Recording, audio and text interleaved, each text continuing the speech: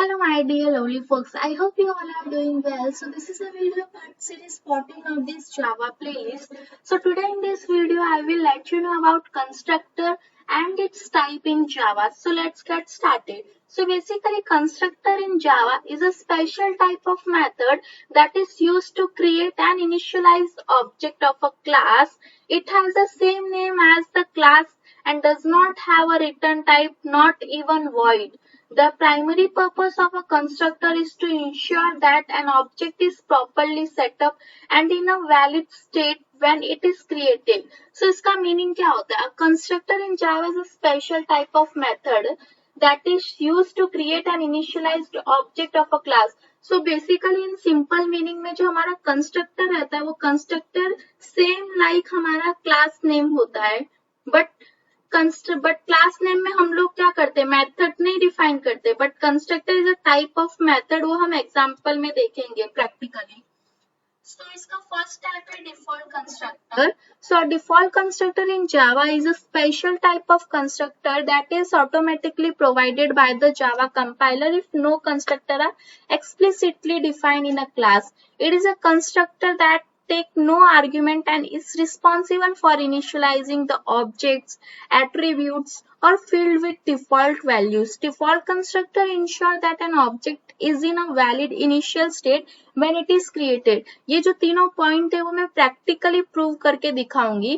तो basically in simple meaning default constructor क्या होता है, अगर हम कंस्ट्रक्टर में वैल्यू डिफाइन नहीं करेंगे तो ऑटोमेटिकली बाय डिफॉल्ट हमारा जो कंपाइलर रहता है वो एक डिफॉल्ट कंस्ट्रक्टर बना के रखता है. हम वो एग्जांपल में देखेंगे प्रैक्टिकली अभी जब करेंगे तो. Then parameterized constructor. A parameterized constructor in Java is a type of constructor that take one or more argument or parameter when creating an object. These arguments are used to customize the initial state of the object by providing specific values for its attribute or field. So parameterized constructor में हम लोग क्या करते हैं, value pass करते हैं. Simple meaning nothing else. ये method overloading का काम करता है. मेथड ओवरलोडिंग किस में आता है, वो हमारा जब हम पॉलीमॉर्फिज्म में आपको बताऊंगी तो उसमें वो पार्ट आएगा, बट थोड़े आइडिया के लिए मैं इसमें कंस्ट्रक्टर में उसे इंक्लूड करूंगी कि जब हम लोग पॉलीमॉर्फिज्म पढ़ेंगे तो उसमें आपको आइडिया आएगा. सो अभी इसे इन सारे पॉइंट्स यहाँ मैंने एक क्लास क्रिएट किया ए नाम से, ये मैंने क्रिएट किया यूजर डिफाइंड क्लास. अब inside this user defined class मैं अपना कंस्ट्रक्टर बनाऊंगी. तो constructor is same like class name which contain method. So अभी आपको पता चलेगा मेथड क्यों बोल रहे हैं. देखो constructor is same as class name, तो ये क्लास नेम ए सेम रहा. विच कंटेन मेथड, तो यहाँ पे देखो कंस्ट्रक्टर में हम मेथड कंटेन करते हैं, तो वो पॉइंट का मतलब ये था. तो अभी सो यहाँ पे मैं इंस्टेंस वेरिएबल क्रिएट करती हूँ which is int a and then string name, because हमें नेम नाम का चाहिए. तो अब यहाँ पे मैं ऑलरेडी वैल्यू दे देती हूँ.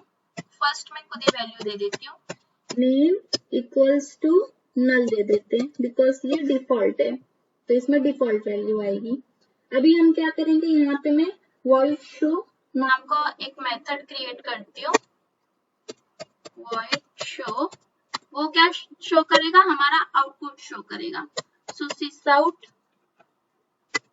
और यहाँ पे मैं क्या दे रही हूँ, ए एंड देन कॉन्केटिनेशन, थोड़ा सा space and then again concatenation and then name. So इससे स्पेस अलोकेट रहेगा, सो इससे स्पेस अलोकेट होगा विच लुक डिसेंट. तो यहाँ पे मैंने void show नाम का मेथड क्रिएट कर लिया. अब तो ये हमारा इंस्टेंस वेरिएबल है, तो हम इसे डायरेक्टली एक्सेस नहीं कर सकते, तो हमें इसका ऑब्जेक्ट क्रिएट करना पड़ेगा. So A and then ref which is reference new and again A, और फिर हम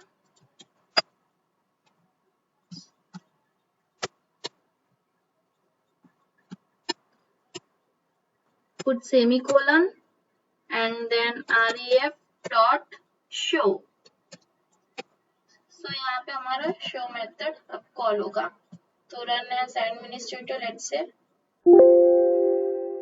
तो यहाँ देखो हमें 0 और नल आउटपुट में मिल गया, ये देखो 0 एंड नल मिला हमें। अब मैं इसे क्या करती हूँ, कमेंट कर देती हूँ। ठीक है, अब फिर से रन करके देखते हैं कि क्या आउटपुट मिलता है।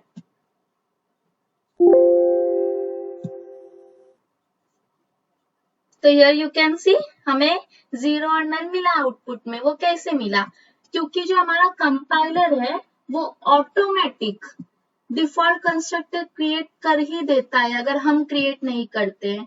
ठीक है, तो सिंपल सा यही मीनिंग है डिफॉल्ट कंस्ट्रक्टर का। अगर हम क्रिएट नहीं करते तो कंपाइलर उसे ऑटोमेटिक क्रिएट करके ही रखता है, ये बाय डिफॉल्ट होता ही होता है। सो इसलिए इसे डिफॉल्ट कंस्ट्रक्टर बोलते हैं। आई hope you understand. But default constructor में इसकी वैल्यू क्या होगी, 0 और नल ही इसका वैल्यू होगा। अगर मैं अब यहाँ पे एक और ले लेती हूँ इंस्टेंस, तो यहाँ देखो बाय डिफॉल्ट वैल्यू इंटीजर का 0 होता है, स्ट्रिंग का नल होता है एंड डबल का पॉइंट में ही होता है बट 0 0 होता है। बट अगर हमें खुद से वैल्यूज चाहिए तो हम यहाँ पे खुद वैल्यू इनिशियलाइज कर सकते हैं, वो ज्यादा बेटर होगा। क्योंकि अगर हम कंपाइलर के भरोसे रहेंगे तो वो अपना बाय डिफॉल्ट वैल्यू ही हमें प्रिंट करके देगा। सो इससे अच्छा आप अपनी खुद की ही वैल्यू दे दो। तो अभी देखो हमें क्या मिलेगा आउटपुट में, बिकॉज यहाँ पे हमने खुद दिया है वैल्यू। तो 10 संजू 10.0। So I hope you understand what is default constructor. Now move to the parameterized constructor in Java. So parameterized constructor कुछ नहीं है, इसमें हम सिर्फ वहां पे हम लोग क्या किए थे, डिफॉल्ट कंस्ट्रक्टर में हमने यहाँ पे कोई वैल्यू पास नहीं किया था, बट पैरामीटराइज्ड कंस्ट्रक्टर में हमें वैल्यू पास करना होगा। तो सिंपल सा यहाँ पे मैं एक यूजर डिफाइंड क्लास बना लेती हूँ विच इज क्लास कैलकुलेटर।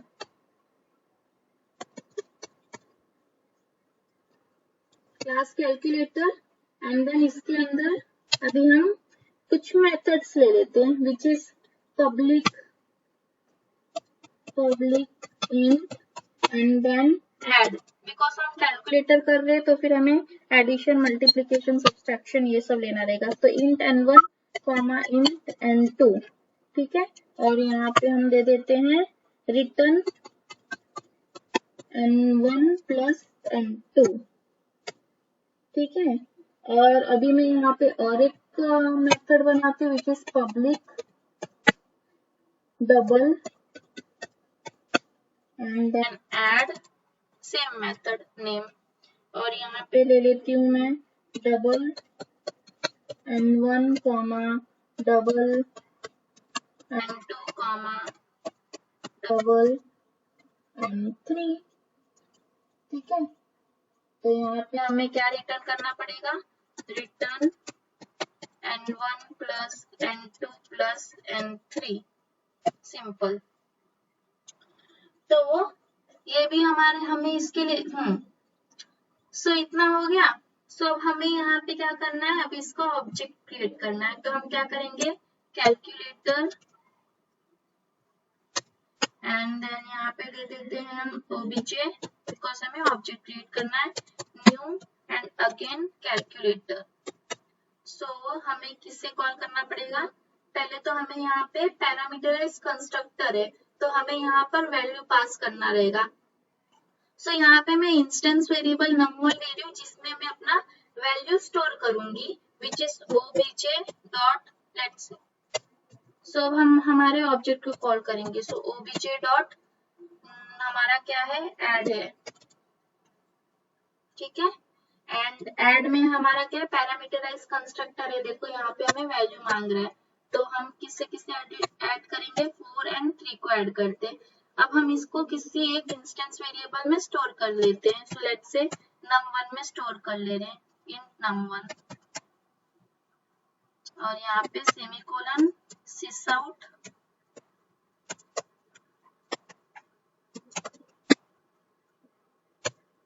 और यहाँ पे हम num1 को पास कर देते हैं बिकॉज उसके अंदर ही हमारा स्टोर है। जैसे हम एडिशन सिंपल करते हैं, a प्लस बी को हम किस में स्टोर करते हैं, सी में स्टोर करते हैं, वैसे ही 4 प्लस 3 को हम किस में स्टोर कर रहे हैं, num1 में स्टोर कर रहे हैं लाइकवाइज। अभी और एक ऑब्जेक्ट बना लेते हैं विच इज डबल के लिए। सो डबल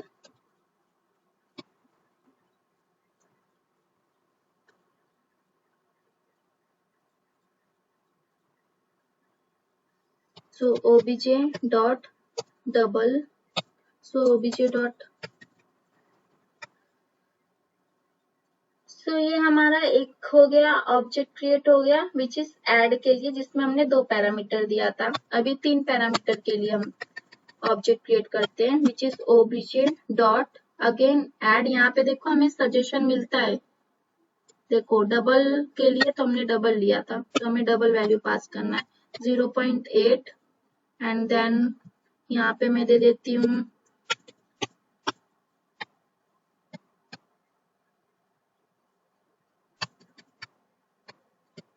सो यहाँ पे मैं 0.8, 0.8, 0.9 ये पैरामीटर पास कर रही हूँ। इसको स्टोर करती हूँ मैं इंस्टेंस वेरिएबल num2 में, सिंपल। और अभी हमें क्या करना है, इसे प्रिंट करना है। सो sysout सिंपल सा num2।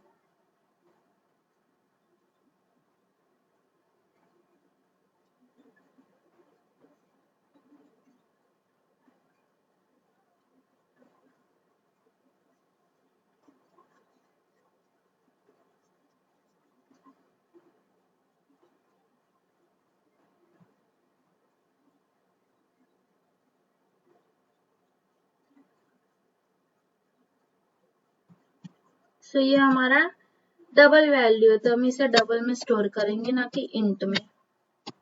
तो डबल नाम का इंस्टेंस वेरिएबल क्रिएट करेंगे। तो अब हम इसे रन करके देखते हैं। So here you can see 4 + 3 7, 0.8, 0.8, 0.9 addition होके 2.5 हो रहा है। तो यहाँ पे आप लोग एक डिफरेंस देखो क्या है, सिमिलैरिटी। सो यहाँ पे आप लोग एक सिमिलैरिटी देखो क्या है। सिमिलैरिटी ये है कि हमारा मेथड नेम सेम है, ऐड, बट इसका डेटा टाइप और पैरामीटर डिफरेंट है। ठीक है, ये हमारा क्या होता है, मेथड ओवरलोडिंग होता है, जिसमें हमारा method name should same but parameter should be different. अगर मैं यहाँ पे, अब समझ लो मैंने यहाँ पे पैरामीटर नहीं दिया डबल में, तो हमें क्या एरर मिलता है, let's see. So here you can see the main add int comma int in the type calculator is not applicable for the argument add constructor 1. So यहाँ पे हमें क्या देना, argument। Now next move to the copy constructor। तो copy constructor basically क्या काम करता है, एक ऑब्जेक्ट के सारे कंटेंट को दूसरे ऑब्जेक्ट में कॉपी कर देता है। ठीक है, तो हम इसे एग्जांपल के साथ देखते हैं। तो यहाँ पे मैंने क्लास A1 क्रिएट की हूँ और उसके अंदर डिफॉल्ट कंस्ट्रक्टर क्रिएट की विच इज A1। अब हम इसके अंदर क्या करते हैं, इंस्टेंस वेरिएबल पहले कर लेते हैं which is int A and then string name का instance variable which is string name. Okay, या फिर स्ट्रिंग B ले लेते हैं, सिंपल। सो डिफॉल्ट कंस्ट्रक्टर में हम वैल्यू पास करेंगे which is A = 10 and B = let's say code with Sanju. अगर सब्सक्राइब नहीं किए तो कर दो, यहाँ पे सेमीकोलन। एंड अब हम इसे प्रिंट करते हैं, sysout A concatenation space plus B। अब हम देखेंगे कॉपी कंस्ट्रक्टर क्या होता है। तो मैंने आपको क्या बोला, कॉपी कंस्ट्रक्टर जो होता है हमारा एक ऑब्जेक्ट के सारे कंटेंट को दूसरे ऑब्जेक्ट में कॉपी। मैंने यहाँ पे और एक डिफॉल्ट कंस्ट्रक्टर बना ली हूँ A1। अब हमें क्या करना है, यहाँ पे वैल्यू को रेफर करना है, तो A को लेंगे एंड ref। ये क्या काम करेगा, जो भी हमारा A1 में जो भी हमारा कंटेंट है वो हमारा ये कॉपी कंस्ट्रक्टर में आ जाएगा, सेकेंड डिफॉल्ट कंस्ट्रक्टर में उसे। इसलिए हम यहाँ पे ref ले रहे रेफर करने के लिए उसके सारे कंटेंट को। सो हम सिंपली ref डॉट A को भी एक्सेस कर पा रहे एंड ref डॉट B को भी एक्सेस कर पा रहे। सो अब हम इसे स्टोर कर देते हैं इंस्टेंस वेरिएबल में which is A and again इसे B में कर देते हैं। सो मैंने यहाँ पे ऑब्जेक्ट क्रिएट कर लूँ A1 r = new A1। सो इससे इसका जो भी हमारा कंटेंट रहेगा ये हमें आउटपुट में आ जाएगा, बट अभी इसका कंटेंट हमें ये वाले कंस्ट्रक्टर में भी कॉपी करके चाहिए। तो इसके लिए अभी हमें और एक ऑब्जेक्ट क्रिएट करना पड़ेगा विच इज A1 एंड इसे हम दे देते हैं R2 equals to new and then again A1 और हम यहाँ पे क्या पास कर देंगे, R को पास कर देंगे। R को पास करने से जो भी इसका कंटेंट रहेगा वो हमें कॉपी कंस्ट्रक्टर के थ्रू मिल जाएगा। तो हम इसे रन करते हैं। तो यहाँ आप देख रहे हो ये पहला हमारा इसका आउटपुट आया A1 का, फिर A1 का जो भी कंटेंट था वो हमारे कॉपी कंस्ट्रक्टर में आ गया विच इज सेकेंड वाला कॉपी कंस्ट्रक्टर का value 10 code with Sanju. So I hope you all are like this video. So please like, share and subscribe and give thumbs up. Thank you guys.